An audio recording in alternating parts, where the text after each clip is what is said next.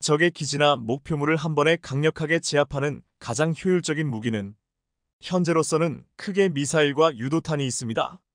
그리고 최근 개발되고 생산되는 미사일과 유도탄은 첨단 기술이 탑재되어 보다 강력하고 빠르고 정확하게 목표물에 명중하는데요. 세계 각국의 모든 나라가 이런 무기를 개발하고 있으며 한국 역시도 강력한 유도탄을 보유하고 있습니다.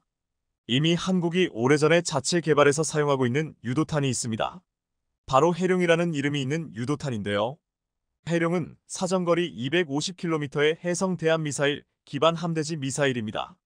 능동 레이더 탐색기를 빼고 확보되는 공간에 연료와 탄두를 더 넣었으며 탄두는 광역 공격용 확산탄으로 교체되어 지대함 미사일 포대 같은 지상 목표 제압에 효과적인데요.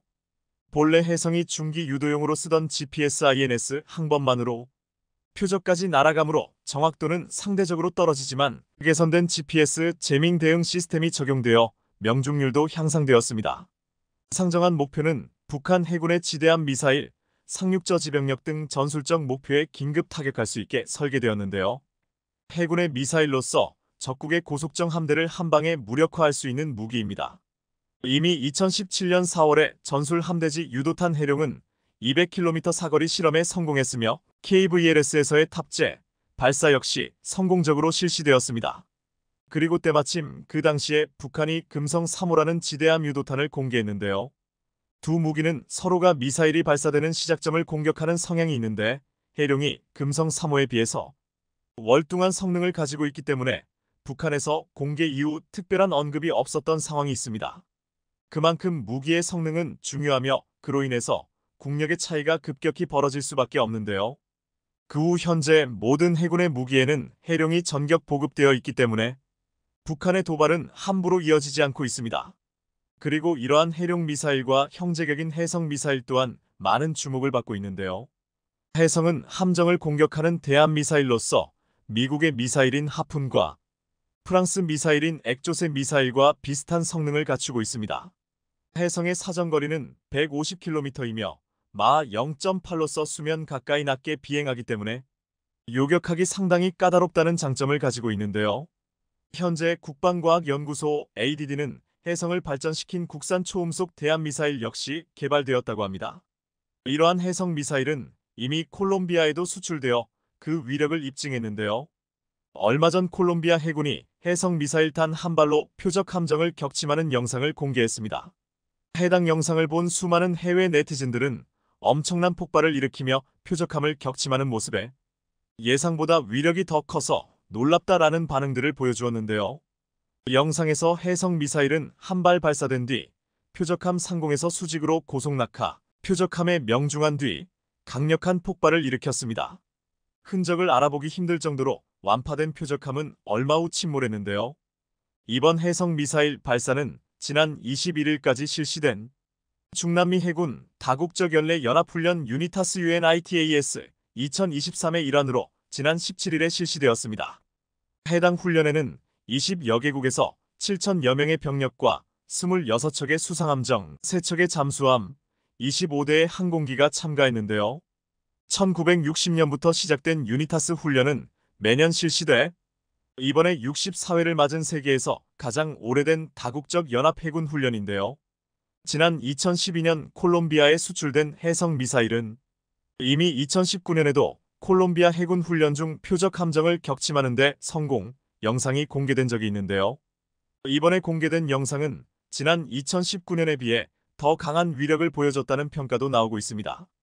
해성은 콜롬비아 해군 훈련 중 발사에 실패해 논란이 된 적도 있지만 진상을 밝혀보니 국내 업체가 아닌 해외 업체의 오류로 판명이 된 적이 있었는데요. 해성 미사일은 길이 5.46m, 직경 34cm로 최대 사거리는 180km 이상입니다. 음속 이하의 속도 마하 0.95로 적 함정을 타격하며 한 발당 가격은 20억가량입니다. 1996년부터 10년간 1,411억 원의 예산을 투입해 국방과학연구소 ADD와 LIGNX1 등이 개발했습니다. 그 후 2005년 세종대왕급 이지스함을 비롯 한국형 구축함 및 신형 호위함, 윤영하급 미사일, 고속함 등에 실전 배치된 미사일입니다.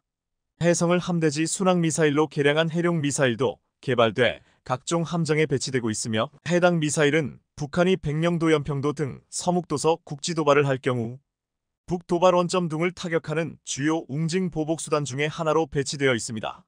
이처럼 한국이 자체적으로 개발한 미사일은 꽤나 다양한 나라에서 그 화력을 인정받고 있는 중인데요. 그럼 지금부터는 한국의 미사일에 대해 외국인들은 어떤 생각을 하고 있는지 더욱 자세히 알아보도록 하겠습니다. 한국은 왜 계속 무기를 개발하는 거지? 이미 충분한 무기를 갖추고 있지 않아? 많은 이유 중에 하나로는 아마 그들의 무기를 원하는 국가가 많아서 그럴 거야. 그런 나라들이 주문을 하기 때문에 계속 생산할 수밖에 없는 거지. 한국의 무기는 이미 성능이 입증되어 있고 가격 또한 동급 무기들 중에 저렴한 부분에 속하거든. 그렇기 때문에 한국 무기를 구입하지 않을 이유가 전혀 없지. 이제 미국과 독일의 시대는 끝난 것 같네. 동양의 작은 나라가 이런 무기를 개발하다니 말이야. 언제 어느 세대나 나라는 약해지기도 하고 강해지기도 해. 아마도 지금은 한국이 강해질 시기로 보이네. 저 미사일이 한국에서 만든 미사일이라고? 정말 엄청난 파괴력이군. 맞아. 저런 미사일을 보유하고 있어야 북한이 쉽게 못 쳐들어올 거야. 한국은 아주 옳은 행동을 하고 있는 거야. 보다 강력한 미사일은 전쟁을 억제하지. 지금 한국과 북한의 전쟁이 일어나지 않는 이유는 한국의 빈틈없는 군사력 때문일지도 몰라. 미국은 한국에 적극적으로 협조해야 돼. 만약 한국과 적이 된다면 중국과 러시아를 감당하기에는 상당히 많이 힘들 거야. 어찌 보면 한국이 중국과 러시아의 방파제 역할을 하는 걸지도 모르겠군.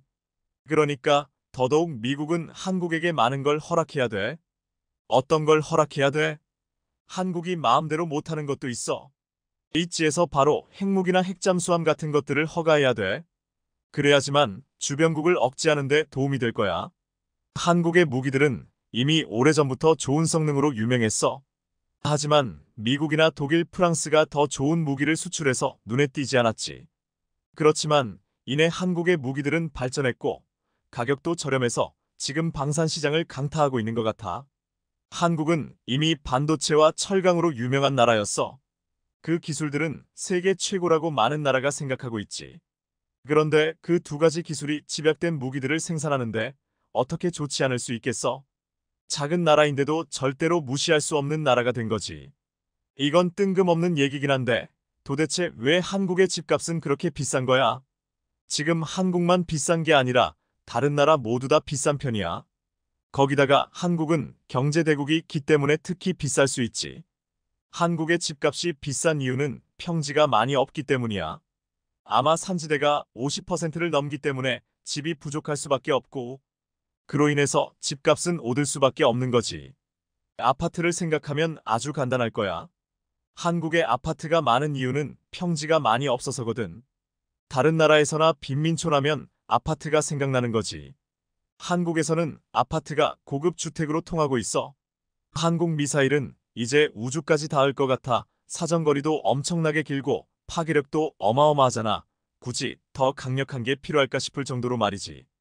다른 나라들이 끊임없이 개발하기 때문에 한국 역시도 어쩔 수 없이 개발할 수밖에 없을 거야. 물론 그로 인해서 많은 무기를 개발해야 된다는 힘듦도 생기겠지만 말이야. 한국의 K는 정말 좋은 전차야. 디자인은 물론이고 성능 역시 독일의 레오파드를 압도한다고 들었지. 그런데 그런 걸 다시 업그레이드해서 K3들 만든다는 건 정말 기대할 만하지. KF-21이나 50 등등 좋은 전투기들도 잘 생산해내지. 사실 자체 생산하는 건 상당히 어려운 일인데 한국은 그걸 해낸 몇 안 되는 나라 중에 하나야. 얼마 전 대만 해협에서 미 해군과 중국 함정이 충돌 직전까지 가는 사태가 벌어지면서 미중 간의 갈등이 격화되고 있습니다.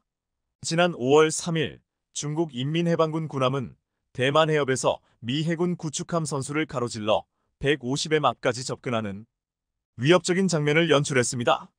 미인도 태평양 사령부는 이지스 구축함 정훈함 DDG-93이 캐나다 해군 호위함 HMCS 몬트리올과 대만 해협을 통과하는 동안 중국 인민해방군의 이지스 구축함 루양삼과 미군 이지스 정훈함 부근에서 안전하지 않은 기동을 했다고 밝혔습니다. 중국 군함이 미 해군 구축함의 좌연을 추월해 선수를 가로질러 접근했고 미 구축함은 충돌을 피하기 위해 심로트로 속력을 낮추자 중국 군함이 미 구축함의 우연에서 좌연으로 선수를 두 번째로 가로지른 뒤 미 구축함의 좌연 선수 쪽에 머물렀습니다. 미군은 중국 군함이 1500야드까지 접근했으며 이것은 곧 공해에서의 안전 항행에 관한 해상 충돌 예방법을 위반한 것이라고 비난했습니다. 하지만 중국 인민해방군은 미 구축함이 악의적으로 지역의 평화와 안정을 파괴해 대만 독립 세력에 잘못된 신호를 보냈다고 미국의 행동을 비난했습니다. 이처럼 대만 해협에서 하루가 멀다 하고 미중 간의 대립이 이어지고 있는 가운데 미군의 해군력 강화를 위한 고민은 깊어지고 있습니다. 미군 입장에서 공군은 몰라도 해군력에 있어서는 배를 거의 찍어내다시피 건조하고 있는 중국에 수적으로 밀리고 있기 때문입니다. 미 국방부 추산에 따르면 중국 해군 전함수는 현재 약 340척에 달합니다. 반면 미 해군 전함수는 300척에 못 미칩니다. 또한 미 국방부는 중국 해군 함대가 앞으로 2년 안에 400척으로 확대될 것으로 예상하고 있는데요. 반면 미국이 전함을 350대로 늘리는 것은 2045년이 돼야 가능하다고 판단하고 있습니다. 문제는 중국이 최근 그야말로 전함들을 쏟아내고 있다는 점입니다. 중국의 55형 구축함은 2014년 건조를 시작해 최근 세냥함까지 8척이 취역했습니다. 반면 이에 대적할 미국의 주멀트급 구축함 배치 속도는 너무 더딥니다. 중국 55형 구축함보다 5년 이른 2009년 건조가 시작됐지만 이제 고작 2척이 배치됐을 뿐입니다. 일부 전문가들은 중국이 전함 3척을 건조할 동안 미국은 1척밖에 만들지 못한다고 지적하고 있습니다. 화력에 있어서도 중국 해군은 함대공, 함대함 미사일을 발사할 수 있는 수직발사관 VLS-112기를 장착하고 있습니다. 이는 미국의 최신형 알레이버크 AR-LEIGH 버크급 구축함을 능가하는 화력입니다. 그런데 서방 군사 전문가들은 중국의 55형 구축함에 맞설 상대는 한국의 세종대왕급 구축함이라고 보고 있습니다. 최근 CNN은 동아시아 해상에서 갈등이 심화되는 가운데 중국 해군력에 대항할 카드로 한국 해군이 보유 중인 세종대왕함급 이지스 구축함이 비밀병기로 부상했다고 보도했습니다. CNN은 분석 기사에서 미국이 중국의 해군 전력 강화에 꼴머리를 앓고 있는 가운데 한국이 전력 공백을 메울 유력한 대안으로 부상하고 있다고 보도했습니다. 그 근거로 한국은 탁월한 성능의 전함을 건조하고 있고 막강한 항모 건조 능력을 바탕으로 중국에 추월당한 미국 해군의 전력 보강 히든카드로 떠오르고 있다고 분석했습니다. 그러면서 중국 해군력의 수적 우위에 대한 미국의 해결책을 미국 밖에서도 찾아야 한다며 그 핵심으로 한국의 세종대왕함급 구축함을 지목했습니다. 세종대왕함급은 한국 최초의 이지스 방공체계 탑재 구축함으로 2008년 선도함인 세종대왕함이 취역한 뒤 율곡 2함, 서해류 성룡함 등 총 3대가 실전 배치됐습니다.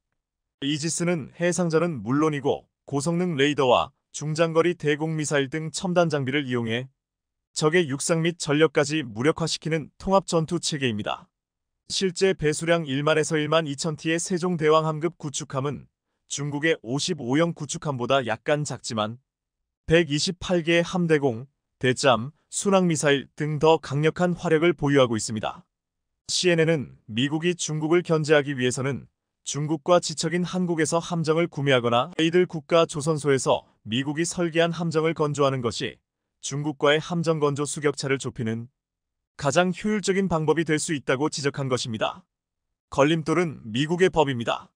현재 미국 법률은 아무리 동맹국이라 할지라도 안보 우려와 자국 조선 산업을 보호해야 한다는 명분으로 외국에서 건조된 함정을 구매하거나 해외에서 함정을 건조하는 것을 금하고 있기 때문입니다. 전문가들은 미국이 장차 치러질지 모르는 중국과의 해전에서 우위를 점하기 위해서는 이 법을 제고해야 할 때가 됐다고 조언하고 있습니다. 군사 전문가인 호주 미 연구소 USSC 연구위원 블레이크 허징어는 이렇게 말했습니다. 한국은 제 시간에 예산 안에서 고품질의 선박을 건조한다. 이 두 가지 장점은 이미 미국이 잃어버린 능력이다. 미국의 선박 건조 능력을 확대할 동안 한국의 조선소를 통해 그 공백을 메우는 것을 검토해야 한다는 이야기입니다. 중국의 해군력에 긴장하는 나라는 미국 외에도 또 있습니다. 바로 인도입니다. 인도의 앞마당인 인도양은 아시아, 유럽 및 미주를 연결하는 전략적 요충지로 세계 해상 무역의 75% 이상을 차지하는 곳입니다. 이러한 중요성을 일찌감치 간파한 중국은 스리랑카의 한반토타 항구와 파키스탄의 그와다르 및 기타 작은 섬 국가의 해군 시설을 장악하고 있습니다. 스리랑카는 이미 중국 선박이 항구로 오는 것을 거부할 수 없는 입장이 돼버렸습니다. 또한 개방된 인도양의 영구적인 입지를 구축하기 위해 항공모함을 대량으로 인수하는 계획을 수행하고 있습니다. 중국은 현재 2개의 항공모함을 보유하고 있습니다. 세 번째 항공모함은 건조 중이며 네 번째 항공모함도 계획 중입니다. 전문가들은 중국이 4척의 항공모함을 보유하게 되면 그중 한 척을 인도양에 주둔시킬 것으로, 이러한 도전에 가장 예민하게 반응하면서 항공모함을 원하는 나라가 바로 인도입니다. 인도에는 현재 2척의 항공모함이 있지만 중국의 해군력에 대응해 더 많은 항공모함을 건조하고 싶어 합니다. 그리고 그 대안으로 한국이 급부상하고 있습니다. 중국의 해상 영향권에 대한 욕심은 정말 혀를 내두를 수준이기 때문입니다. 중국은 베트남, 인도네시아, 말레이시아, 필리핀으로 이어지는 남중국해의 유자 형태로 9개 선, 즉 9단선을 긋고 선 안쪽 90%가 자국령이라고 주장하고 있습니다. 여기에 관련된 나라들로서는 기가 찰 노릇입니다. 특히 미국과 동맹 관계를 강화하는 필리핀과 충돌이 잦은 상황입니다. 중국군은 지난 2월 6일 남중국해의 필리핀 해역인 세컨드 토머스 암초 지역에서 식량과 군용물자, 보급 작업을 지원하던 필리핀 선박을 향해 무기급 레이저를 쏘아 갈등을 촉발하기도 했는데요. 이처럼 중국이 해군력을 본격적으로 확대하고 위협적인 군사행동을 보이면서 미국은 물론 태평양 연안국들의 해군력 증강이 눈에 띄게 늘었습니다. 그리고 이것은 한국 조선업계 특수선 분야의 새로운 수주 기회가 되고 있습니다. 이런 분위기 속에 가장 먼저 한국을 향해 러브콜을 보낸 나라는 캐나다입니다. 캐나다가 약 58조 원을 들여 구형 순찰 잠수함 교체 사업을 추진 중이기 때문입니다. 전체 사업비의 30에서 50%가 선박 획득 비용으로 추정되는데 미국과 유럽산 잠수함 가격은 한 척당 3조 원이 넘어 한국이나 일본산 잠수함 도입이 유력하다는 것이 업계 분석입니다. 실제 캐나다 연방조달청과 해군 관계자 등은 지난 10일부터 사흘 동안 HD현대중공업 울산조선소, 하나오션 옥포조선소, 해군 잠수함 사령부 등을 직접 찾아 3,000톤급 잠수함과 건조시설 등을 둘러봤는데요. 이들은 일본의 잠수함 건조사인 미쓰비시중공업, 가와사키중공업 등도 방문한 것으로 알려져 한국과 일본 조선소들이 캐나다 잠수함 건조 사업에서 각축전을 벌일 전망입니다. 이러한 분위기를 타고 드디어 하나오션이 18조 규모의 미군함 정비시장에 진출해 한국 조선업계가 미 군함의 유지보수 MRO 사업에도 진출하게 됐습니다. 미국은 군함 유지보수 사업, 즉 MRO에만 한 해 139억 달러, 약 18조 2천억 원의 예산을 쏟아붓는 국가인데 그 첫 번째 예비 고객 명단에 하나오션이 오른 겁니다. 군함 MRO 사업은 수상함, 잠수함 등 특수선 수리와 정비 전 주기를 관리하는 사업인데요. 새로운 배를 만드는 일은 규모는 크지만 시장 변동에 따라 부침을 겪기 마련입니다. 불황이 닥치면 걷잡을 수 없는 적자에 시달릴 수밖에 없습니다. 하지만 군함 유지보수 사업은 규모는 크지 않아도 중장기적으로 안정적인 매출을 확보할 수 있는 것이 장점이 있습니다. 미 해군은 과거 아시아 지역 조선소에서 유조선이나 보조함 등을 수리한 적이 있지만 구축함과 같은 군함을 수리한 적은 거의 없는 것으로 알려졌는데요. 최근 미국 조선소 내 노동력 부족 현상이 심해져 유지 보수에 들어간 군함 공백 기간이 점점 더 길어지자 어쩔 수 없이 한국에 손을 내밀 수밖에 없게 된 것입니다. 이처럼 중국의 해군력에 맞서 군함 건조 및 유지 보수가 시급해진 국가들이 많아짐에 따라 한국 조선업은 또 다른 기회를 맞고 있습니다. 폴란드에 이어 최근 한국의 새로운 방산 협력 파트너로 떠오르고 있는 사우디아라비아로부터 엄청난 희소식이 또 들려왔습니다. 다름 아닌 사우디 정부 대표단이 방한해 우리 방산 업체 관계자들과 대규모 방산 협력 회의를 갖는 것으로 알려지면서 분위기가 후끈 달아오르고 있기 때문인데요. 특히나 이번 회의는 사우디가 먼저 우리에게 요청해 성사된 만큼 한국의 주력 무기에 대한 대규모 방산 수출이 논의될 가능성이 매우 높은 것으로 전해집니다. 더 적극적으로 관심을 보이고 있는 겁니다. 실제로 방산업계에서는 이러한 사우디의 행보를 두고 폴란드를 뛰어넘을 100조 원대 방산 잭팟이 터질지 주목하고 있는데요. 그런데 사실 앞서 작년에도 사우디의 빈살만 왕세자가 방한해 한국과 협력을 획기적으로 강화하고 싶다고 적극적으로 어필하는 모습을 보였었습니다. 당시의 사우디는 특히 지대공 요격 체계인 천궁이에 엄청난 관심을 갖고 있었는데, 이를 두고 방산업계에서는 만약 사우디가 천궁을 구매하게 된다면 그 규모가 UAE가 사들였던 수출 물량의 3배에 달할 거라고 내다봤었습니다. 그만큼 UAE에 이어 사우디 역시 미 패트리언 미사일에 버금가는 천궁을 진작에 눈여겨보고 있었던 겁니다. 실제로 천궁이의 높은 기술력은 테스트와 대규모 수출 성과로 입증되고 있는데, 작년에 UAE에서 실시한 시험 발사 결과 명중률 100%를 기록하면서 이름값을 톡톡히 했습니다. 그런데 이렇게 최근 사우디가 한국과 방산 분야에서 긴밀히 접촉하려 하자 기존에 협력하려던 프랑스와 중국 등 다른 국가들이 깜짝 놀랐다고 하는데요. 다름 아닌 미국의 오랜 우방이자 최대 무기 수입국인 사우디를 비롯한 중동 국가들의 움직임이 한국으로 기울면서 분위기가 급반전됐기 때문입니다. 사실 그동안 미국 무기를 수입하는 상위 10개국에는 사우디, 카타르, 쿠웨이트, UAE 등 걸프만 4개 국가가 꾸준하게 포함되어 있었습니다. 이 가운데 사우디의 경우 2015년부터 2020년까지 미국에게만 총 860조 원에 달하는 무기를 구매하면서 미국의 해외 무기 수출액 1위에 올랐습니다. 하지만 이러한 기조가 최근 몇 년 사이 빠르게 변화하기 시작했는데요. 우선 사우디는 작년에 중국과 다목적 드론을 공동 제작하기로 합의했고, UAE 역시 올해 상반기 중국으로부터 고등훈련기 48대를 전격 수입하는 등 밀월 관계 움직임이 두드러졌습니다. 과거에는 미국 군사력의 강력한 비호 아래 오일머니를 빠르게 확장해왔지만, 러시아 우크라이나 전쟁 이후 석유 감산 문제로 미국과의 충돌이 일어나면서 변화가 생긴 겁니다. 그런데 최근엔 이런 상황마저 또다시 흔들리고 있다는데요. 성능 좋은 미국산 무기를 사용했던 사우디에서 어쩔 수 없이 중국 무기를 샀다 낭패를 보자 빈살만 왕세자가 한국과의 방산 협력 대규모 프로젝트 계획을 터뜨리면서 중국이 바짝 긴장한 겁니다. 사실 앞서 2019년 빈살만 왕세자는 ADD 국방연구소를 방문해 K9자주포와 K2를 둘러보며 한국의 놀라운 무기체계에 입을 다물지 못했었습니다. 이를 계기로 사우디는 한국의 방산 분야를 롤모델로 삼고 양국 간 공동으로 무기개발 연구소를 설립하길 희망하는 등 한국 방산에 흠뻑 빠진 모습이었습니다. 그래서 전 세계 방산업계에서는 한국 방산업계에 엄청난 기회가 찾아왔다며 예사롭지 않은 시선을 보내왔었습니다. 여기에 더해 작년부터 이어진 폴란드와의 대규모 무기 수출 계약으로 인해 한국산 무기체계의 성능과 생산 능력을 전 세계에 입증하는 계기가 되면서 결국 사우디가 중국을 거절했다는 이야기가 나돌았는데요. 사실 한국산 무기는 가격 대비 뛰어난 성능은 물론 미국 무기 기반으로 제작돼 있어 사우디가 구입했던 미국산 무기와 호환할 수 있는 등 중국 말고 한국으로 기우는 게 전혀 이상할 이유가 없습니다. 실제로 방산업계에서는 사우디의 K 전차 대량 도입설이 꾸준히 제기되고 있어 중국에선 돈줄이 끊길까 노심초사하고 있는 상황입니다. 그런데 여기에 더해 최근 프랑스에서도 사우디 때문에 깜짝 놀랐다고 하는데요.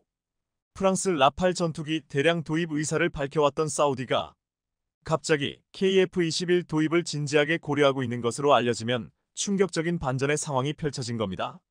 프랑스 일간 라트리뷴에 따르면 앞서 사우디는 미국산 전투기 대안으로 라팔 전투기 100에서 200대를 도입하는 방안을 검토하고 있었습니다. 하지만 최근 프랑스 라팔 CEO가 지금 당장 구매해도 14년 뒤에나 1대를 인도받을 수 있다는 쇼킹한 사실을 전해오면서 사우디의 결정을 바꿔버렸습니다. 상황이 예상치 않는 방향으로 전개되면서 불안감을 느낀 사우디가 양산 단계에 돌입한 후 블로기와 스텔스기 개량 사업까지 진행할 KF-21에 눈을 돌리게 된 겁니다. 특히나 최근 KF-21의 순조로운 개발 소식 또한 사우디의 발걸음을 더욱더 쉽게 한국으로 돌릴 수 있게 한 결정적인 이유가 됐습니다. 실제로 지난 6월 한국형 전투기 KF-21의 마지막 시제기인 6호기까지 첫 비행에 성공하는 등 국산 전투기 개발은 순항을 거듭하고 있습니다. 앞서 4월에는 단거리 공대공 미사일 발사에도 성공하는 등 전투기의 위용을 갖췄습니다. 방산업계에 따르면 KF-21은 내년부터 양산에 들어가 2026년부터 120대를 공군에 실전 배치될 예정으로 앞서 라팔 CEO가 밝힌 계획과 비교할 수조차 없는 엄청나게 빠른 일정입니다. 라팔 전투기의 경우 생산 능력은 한 달에 1대꼴로 앞서 라팔 CEO는 작년에 그리스, 인도, 카타르에 13대의 납품을 진행했다며 올해는 12대의 생산이 계획돼 있다고 인터뷰를 통해 이러한 사실을 밝혔습니다. 이런 생산 능력으로는 라팔이 사우디를 만족시킬 수 없는 상황으로 심지어 라팔은 현지 생산에도 소극적인 태도를 보이고 있어 한국과는 전혀 다른 모습이 연출되고 있습니다.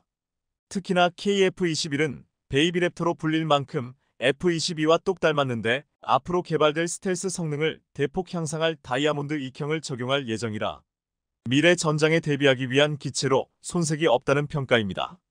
이와 관련해 KAI 강구영 사장이 2030년쯤엔 KF-21과 경쟁을 논할 다른 기종이 없을 것이라는 자신감을 내비치기도 했을 정도로 벌써부터 소문이 자자합니다. 이런 상황을 볼 때 조만간 사우디에서 KF-21 수주 잭팟이 터질 가능성이 상당해 보이는데요.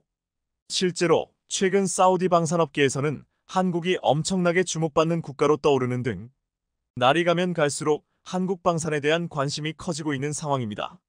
사우디가 하나에어로스페이스가 생산하는 다연장 로켓인 천무를 배치한 데 이어 LIGNX-1의 유도 로켓 무기인 비공도 실전 배치한 것으로 확인된 겁니다. 방산업계에 따르면 사우디 군이 작년 10월에 도입한 신형 고속 초계정 FPV 2200 함정에 소형 공격정 대응용으로 비공이 탑재된 것으로 알려졌습니다. 비공은 해상 이동 표적에 대응하고자 2016년에 개발한 2.75인치 유도 로켓으로 약 7cm의 작은 직경에 유도 조종 장치를 탑재하고 있으며 발사 후 망각 방식으로 다수 표적에 동시 대응할 수 있습니다. 여기에 더해 사우디군은 하나에어로스페이스가 공급한 천무도 예멘 접경지역 부대에 실전 배치했는데요. 앞서 한화는 사우디와 약 1조 원 규모의 천무 수출 계약을 체결한 것으로 전해졌는데 2017년 UAE와 작년에 폴란드에 이어 천무의 대규모 수출이 사우디에서 진행된 겁니다. 이렇듯 사우디와 국내 방산업체의 협력은 더욱 깊어질 것으로 예상되는데 앞서 말씀드렸던 것처럼 작년에 있었던 빈살만 왕세자 방한 때에도 한화와 LIGNX-1, 현대로템 등과 방산 협력 방안이 논의됐기 때문입니다. 특히나 이번에는 중동 지역에서 운용할 수 있는 버전의 KE 대량 구매가 기대된다는데요. 작년에 수주 잭팟을 터뜨린 폴란드도 대규모 방산 무기를 사들이면서 엄청난 성과를 냈지만 오일머니 사우디의 경우 현금으로 바로 입금 가능해 그 즉시 수주 효과가 나타날 것으로 보입니다. 현재 사우디의 경우 1000대에 이르는 전차 사업을 진행할 가능성이 크며 브래들리 장갑차 등 보병전투 장갑차 부문에 700대에 이르는 소요가 있어 수조 원의 잭팟이 터질 가능성이 큽니다. 여기에 더해 앞서 사우디가 구매했던 중국제 PLG-45가 골칫거리로 전락하면서 이를 K9AE가 대체할 것으로 보이는 등 1000대 가까운 자주포 물량도 우리가 가져갈 것으로 보입니다. 이렇듯 사우디가 추진 중인 잠수함 프로젝트까지 우리가 완전히 수주하게 되면 최대 100조 원에 이르는 진정한 대박이 터질 것으로 기대됩니다. 특히나 앞서 사우디 국영방송인 알 아라비아에서 KE 전차에 대한 성능을 분석하는 영상을 내보내면서 분위기가 막바지에 이르렀다는 걸 알려왔는데요. 당시 알 아라비아는 KE에 대해 강력한 방어력과 현대적인 무기 시스템을 보유했다며 저고도에서 헬리콥터를 겨냥해 사격할 수 있는 성능까지 보유하고 있다고 극찬했습니다.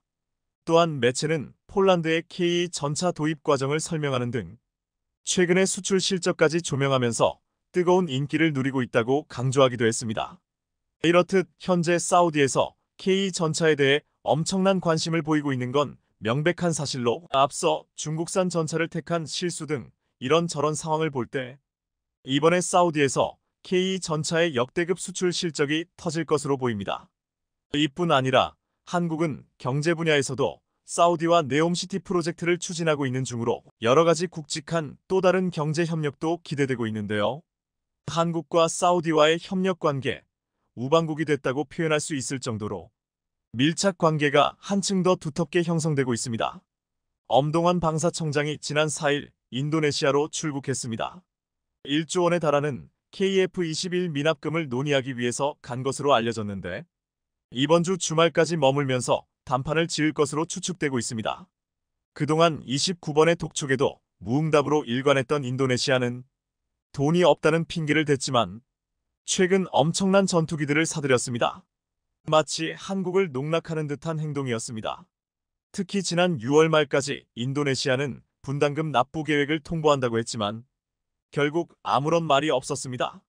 그러기에 이번 방문에는 한국에 큰 결단이 있을 것으로 보고 있습니다. 공교롭게도 이 시기가 UAE 대통령이 방한하기 일주일 전이라서 더욱 그렇습니다. UAE 대통령이 방한하면 38조 투자 유치 확약을 구체화할 것이라고 알려졌는데 한국 무기를 쇼핑한다고 할 만큼 KF-21을 비롯한 한국산 무기들을 살펴볼 것으로 알려졌습니다. 지난달 UAE가 인도네시아가 연체 중인 KF-21 분담금을 대신 납부하고 사업에 참여한다고 보도되었습니다. 방사청은 이를 공식적으로 부인했지만 유수의 매체들은 UAE 측이 이 내용에 대해 사전 검토를 마친 것으로 보도했습니다.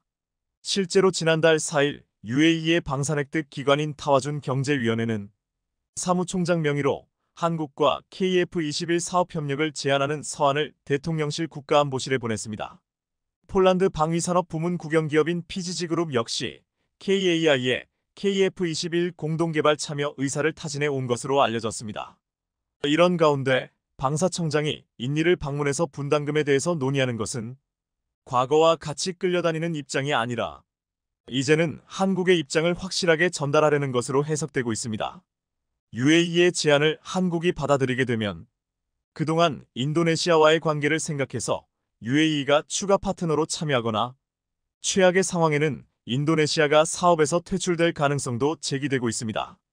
UAE 대통령이 방한하면 KF-21에 굉장히 적극적일 것으로 예상되고 있는데 UAE는 미국에게서 F-35를 사지 못하고 러시아와의 5세대 전투기 개발도 전쟁으로 인해 무산되었습니다.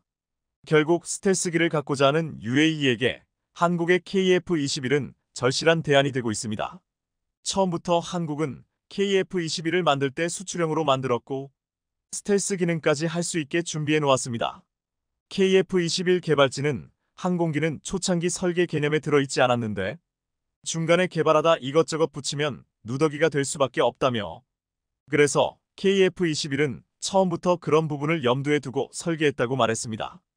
또한 지금 KF-21도 무장 능력 때문에 4.5세대라고 하는 것이지 형상 자체는 이미 5세대 스텔스로 돼 있다고 말했습니다. 당장 KF-21은 F4와 F5 또는 KF-16을 대체하고 장기적으로는 F-15K까지 대체할 수도 있기 때문에 스텔스 성능보다는 무장 능력이 우선시됐고 애초부터 스텔스기 용도로 개발한 전투기도 아니었다고 했습니다. 하지만 KF-21은 블록 2에서는 공대지 능력을 갖추고 블록 3에서는 스텔스 기능을 완전히 갖출 것이라고 했습니다. 그런데 한국은 KF-21 블록 3에 F-35보다 한 세대 향상된 스텔스 기술을 넣으려고 준비하고 있습니다. 이 기술은 서유럽이나 중국과는 비교를 거부할 정도로 높은 수준이라고 기대받고 있습니다.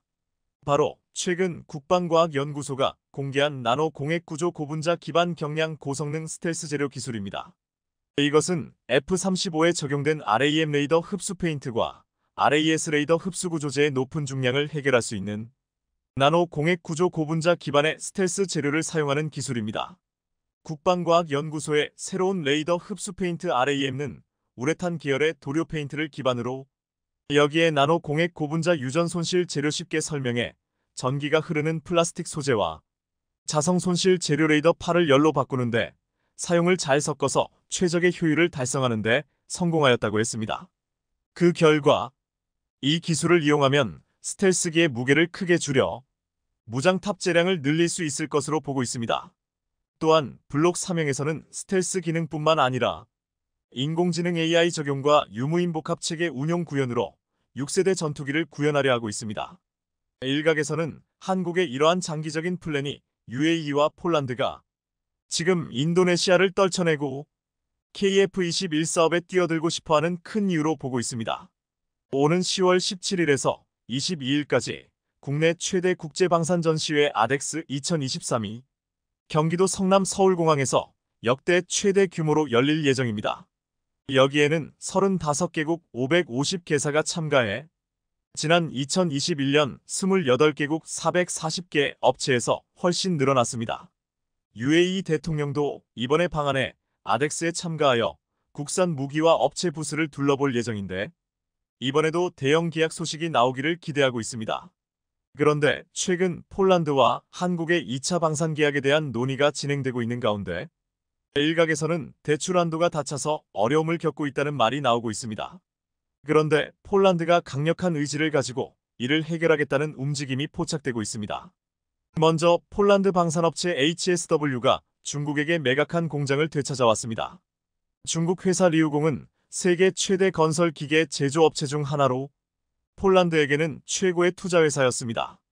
당시 HSW는 건설 기계를 생산하는 제철소 공장을 이 회사에게 팔았지만 최근 이 건물과 기계뿐만 아니라 550명이 넘는 직원까지 복귀했다고 했습니다. 그 이유는 여기에서 현재 연간 50개를 생산할 수 있는 크랩자 주포의 생산량을 100대로 늘리고 또한 보병 전투 차량과 박격포, 천무 등을 생산하기 위해서라고 했습니다. 즉, 한국에게서 도입한 무기를 대량 생산해야 하니까 이제는 중국 회사에게 공장을 비워달라는 말이었습니다. 또한 지난 4일 폴란드 정부가 예산을 넘어 국방을 위해 수십억 달러를 차입할 예정이라고 보도되었습니다. 폴란드는 지금 한국과 방산 2차 계약을 하면서 대출 한도 때문에 꼴머리를 앓고 있는데 수십억의 달러를 차입할 수 있는 기금 재정 계획을 제출해 승인받겠다는 것입니다. 이것은 한국의 은행에게 대출 금액을 늘려달라는 요구를 접고 이제는 자신들이 기금을 직접 마련하겠다는 것이었습니다. 지금 폴란드는 이렇게 한국산 무기 도입과 생산에 대한 준비를 빠르게 해나가고 있습니다. 폴란드 매체 WP테크는 지난달 28일 특이한 수정을 거친 폴란드 크랩 자주포가 우크라이나에서 처음 발견됨이라는 제목으로 놀라운 사진을 게재했습니다.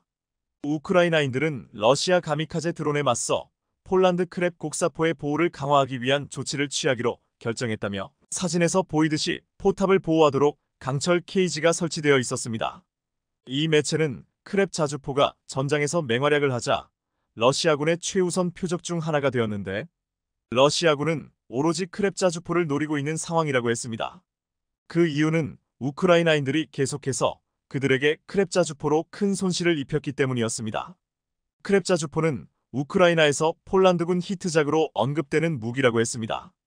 우크라이나 군인들과 전문가들은 이를 칭찬하고 있고 폴란드 주재 우크라이나 대사는 크랩 자주포가 전선의 상황을 변화시켰다라고까지 말하기도 했습니다. 이 매체는 러시아인들이 크랩을 그토록 미워하는 이유라는 소제목을 달고 크랩 자주포는 개별 러시아 부대뿐만 아니라 때로는 전체 박격포 정착지를 제거하는 것을 가능하게 했다라고 했습니다. 우크라이나 군인들은 가능한 발사 거리뿐만 아니라 무엇보다도 높은 정확도를 높게 평가하는데 그들은 놀라운 기동성에 대해서도 대단하다고 말했습니다. 무게는 거의 50톤에 달하지만 최대 속도는 60km/h, 주행거리는 최대 400km입니다. 여기서 또한 중요한 것은 자주포가 행군 위치에서 전투 위치로 전환되는데 약 30초에 불과하다고 했습니다. 이렇게 높은 정확성, 놀라운 기동성은 K9 자체를 사용하기 때문이었습니다. 한국산 무기는 이렇게 우크라이나 현장에서 그 위력을 입증해 보이고 있습니다. 이번 국내 최대 국제 방산 전시회 아덱스 2023은 중요한 기점이 될 것으로 보이고 있습니다. 우크라이나 전쟁으로 인해서 국제적으로 군비 증강의 붐이 일어나는 가운데 한국은 가장 강력하면서도 신속하게 무기를 전달할 수 있는 시스템을 갖춰 급부상하고 있습니다. 지금 폴란드를 비롯한 동유럽 국가들을 비롯해 중동의 부유한 국가들이 대규모의 한국산 무기를 사려고 돈을 준비하고 있습니다.